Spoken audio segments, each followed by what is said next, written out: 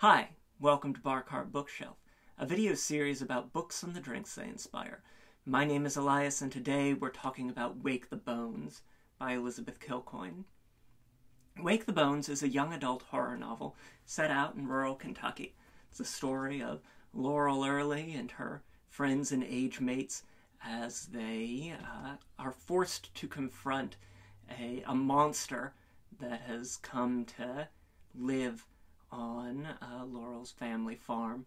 And also, of course, because a monster is never just a monster, the horror of grief, of attachment to a place, whether as you're growing up, whether you stay or go or something in between, and also the deep fear of destruction of the landscape and a break in the natural cycles of life and death. It's a really wonderful novel suffused with a sense of place. You can tell that this is a region of Kentucky that Kilcoyne is familiar with, that these cycles of nature are something that not only her characters know, but that she herself knows, and that really brings a wonderful depth to the story, especially one that is so concerned with the connection to land and the connection to a sense of place. It was, a bit of a younger audience than what I typically read, but it's definitely one that's got that YA adult crossover, and one that I had a really wonderful and engrossing time with, thinking about the relationship that rural areas have with urban centers, that people have with their homes, and with what connection people have to the dreams they have for their future. And so, of course, we had to make a drink for Wake the Bones. Our drink today is a mocktail, because this is a young adult book.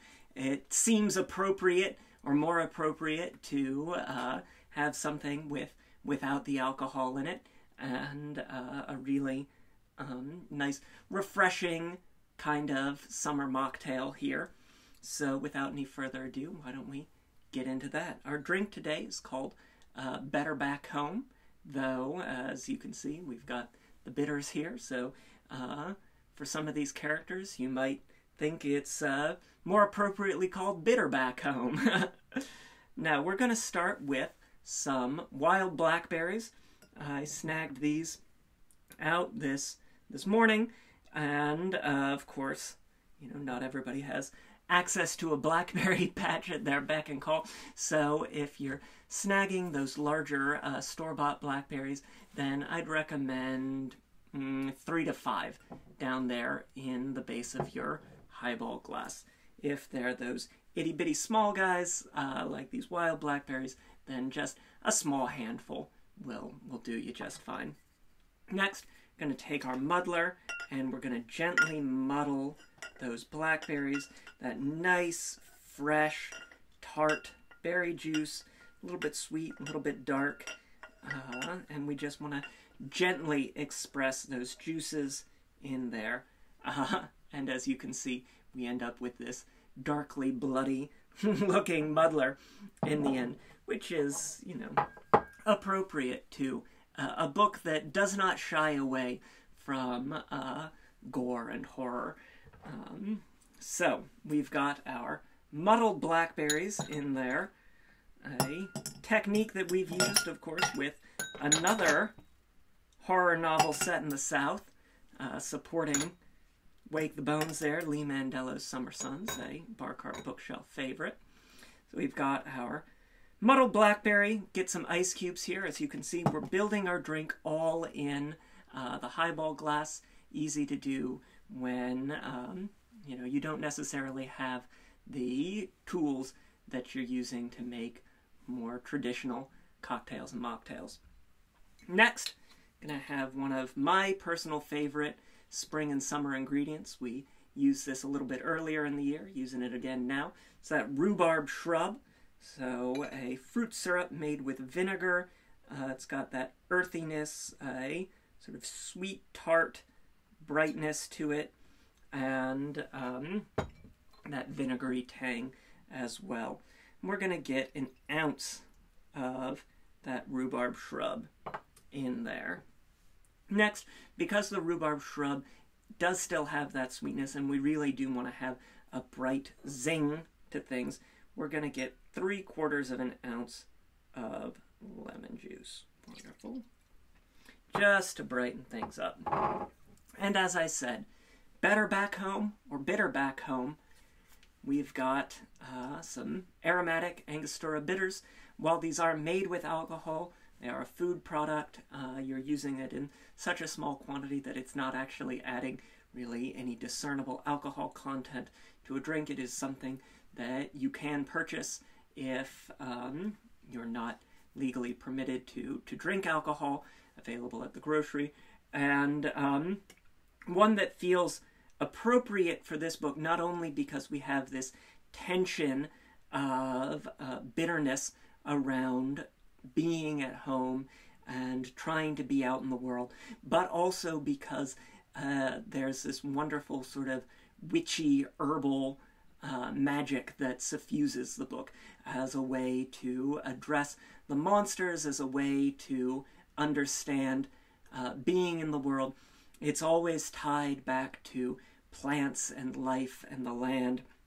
And so having these sort of very herbal, very dark, sort of bitter bitters in there feels an appropriate way to play with some of those ideas of herbaceousness and bitterness in the book. We're going to want to get about 3 or so dashes in there. As always, easy to add more, hard to add less. Once we get to the end, if you think, oh, I want a little bit more, don't be afraid to add another dash or 2 in there. Wonderful, wonderful. Take our stainless steel straw and just mix this a little bit so that they get incorporated nice and easy. And then we're going to top with seltzer. And refreshing, and bitters and soda is a classic palliative, a classic cure-all. So you get a little bit of that folk medicine, witchy medicine in there too. And it's going to just bring some effervescence. It's going to help to really blend our bittersweet, sour, bitter ingredients all together into something that's just very nice and light and refreshing, but also a bit fruity and herbal as well. And you'll just want to top that right there. Wonderful. So, there you go. You're all set. This is the Better Back Home, known to some as the Bitter Back Home, in honor of Wake the Bones by Elizabeth Kilcoyne. Please try the drink. Let me know what you think. Read the book. Even if you're not from Kentucky, it's a really fascinating read. And if you are from Kentucky and are from the region, there is just so much that is wonderful to chew on. And it's a book that I'm going to spend a good amount of time thinking about for weeks after. So highly, highly recommend Wake the Bones. Got a link to snag the book down below, to the Boston Shaker, where we get all of our tools and ingredients, the bitters, the straw, the jigger, that sort of thing. To Twitter and Instagram, where there's always a written version of today's recipe. Please like, share, subscribe, hit that little bell in the corner so you never miss an episode. We've got new drinks coming at you every Tuesday at noon. We have just a few days left, about a day and a half, for our anniversary giveaway, so make sure you get over there to enter that, win a book or a cocktail shaker set of your choice. Try the drink. Let me know what you think. Sit out on a porch with a good spooky book this summer, and until next time, cheers.